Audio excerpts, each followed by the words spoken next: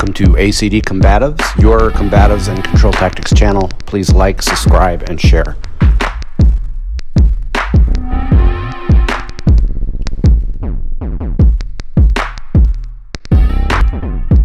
Hey guys, this is Kurt. So it's Friday, and I normally do control tactics Friday, but I'm going to take today to develop another program as well, another set of concepts. The key concepts of LE control tactics. I think it's super important that control tactics based programs for law enforcement shouldn't be excessively technique driven. Technique driven is fine if you train weekly, bi-weekly, 3 times a week plus. But if you are just training a couple times a year, ideally you should be training a lot more. But if you are training just a couple times a year, then you need to think about concepts over technique. And the first concept is going to be distance management. Logical. Again, concept for control tactics is more important than individual techniques. Now, there's going to be some techniques that I show you or that you should have in your control tactics program, but they should be simple concepts or simple techniques that blend and flow well to a lot of scenarios, kind of like I'm jack of all trades, master of none. And here I am demonstrating distance management. Distance management is probably number one on the list because there's 2 places safe in a fight. Right up in their shiznit, like literally right on top of them, clinching into the situation, or completely out of range. Now, if you're a skilled martial artist, a boxer, Muay Thai fighter, or some other good striking-based system, mixed martial arts in general, then you can play with the ranges. In fact, that's part of your training to become a skilled martial artist and art as not just a fighter, but an artist. So you're playing with several different concepts of entering and leaving distance. When I trained Kaji Kembo back in the day in Hapkido, they, especially Kaji Kembo though, but they talked about several different striking ranges. Like I think we had 6 different striking ranges, which was over the top. 7 how? For law enforcement control tactics, there's basically 2. You're outside of the striking range or you're completely in. None of this half-fast, I'm tentatively entering. You will be in the knockout zone if you hang too far or too long in between. First rule of battle, little one. Don't ever let them know where you are.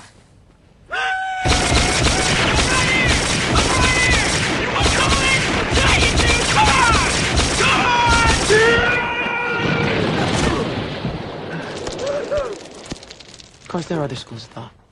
So as a police officer, you need to, first of all, start with verbal judo and that kind of stuff. But that's not what we're talking about. We're talking about when the rubber meets the road, when you're actually having to use control tactics and combatives to defend yourself or effect an arrest.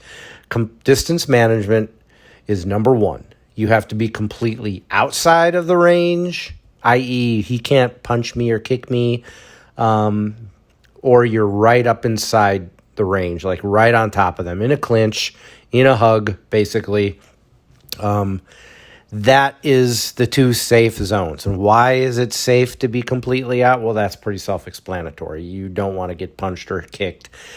You can also observe the hands, because the hands kill. That's what you need to be able to keep an eye on.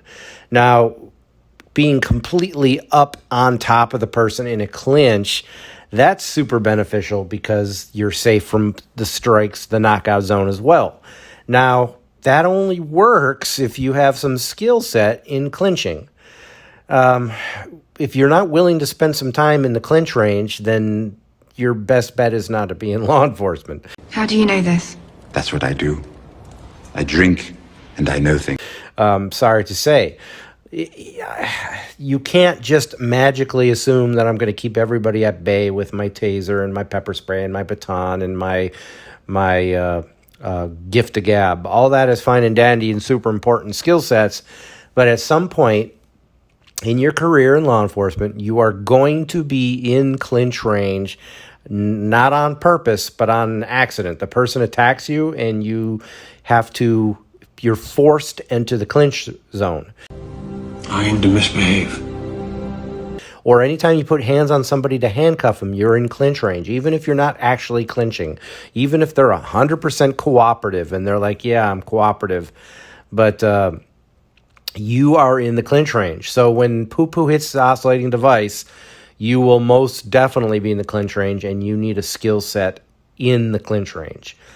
And we're talking concepts because techniques will be forgotten. I'm not going to be getting 8 hours a year to train you. And guys, that's decent. Some agencies only have, 4 hours every 2 years. I mean, it's crazy. It's all over the board. But generally speaking, I've heard somewhere in the ballpark between 4 to 12 hours a year. Nationally, it's weird, but that's the truth of it.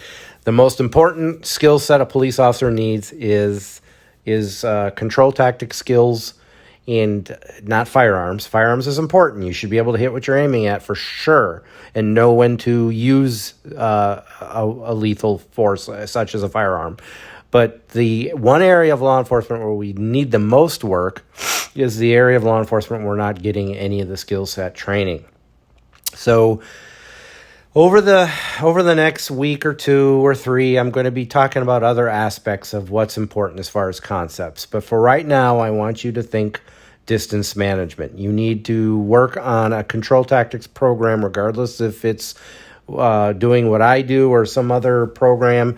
It's got to be grappling based when you're talking about distance management. Yes, there's some amazing martial arts out there, such as boxing and kickboxing, Muay Thai, striking systems.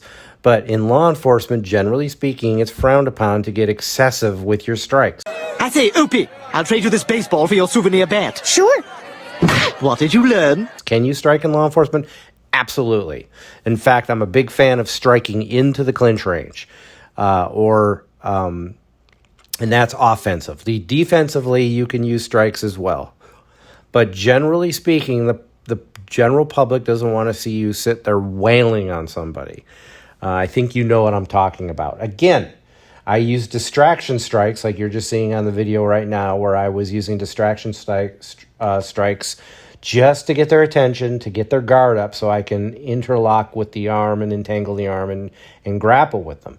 That's different. Those are what they call in Japanese atemiwaza. They're vital point strikes, or they're just the attention getters, just enough to get their attention and force them to do something you want them to do, like bring their hands up so you can grab their arms. That is a different animal altogether. And I'll even say you can box and kickbox your way in. I use good Muay Thai-based striking to get into the clinch range all the time. This is acceptable, very acceptable. You can't always just grapple. But at some point when you're in the clinch range, which means you've managed the distance, if you manage the distance, you manage the fight, and you at some point have to go hands-on, you're going to be in the clinch range. So you need to look at judo, jiu-jitsu, catch wrestling, mixed martial arts school. These are all super important. And it should be relatively ego-free, guys. I was just having a conversation with another officer, and she was telling me that she's got quite a bit of martial arts background, but one thing she's always kind of shied away from because of some of the ego-driven schools out there is grappling, which is too bad. There's no room for ego in jiu-jitsu. It should be a 100% give and take, and everybody needs to benefit from it at every level, from white belt up to black belt. And if you're not talking belt systems, we're talking just students. That's something that needs to happen. You need to be able to practice with each other ego-free and in a safe environment where people aren't getting hurt. So seek out and find a good school or martial arts program for your control tactics that's grappling based. I highly recommend just generic MMA. Muay Thai has some really good clinch range work in it, but it's very striking based. So a good jiu-jitsu school, a good judo school, a good MMA school. Because the most important aspect, that's why I put it number 1, is distance management. All right, guys, if you have any questions, send them my way. Everybody take care and stay safe. Let's roll. Hey, let's be careful out.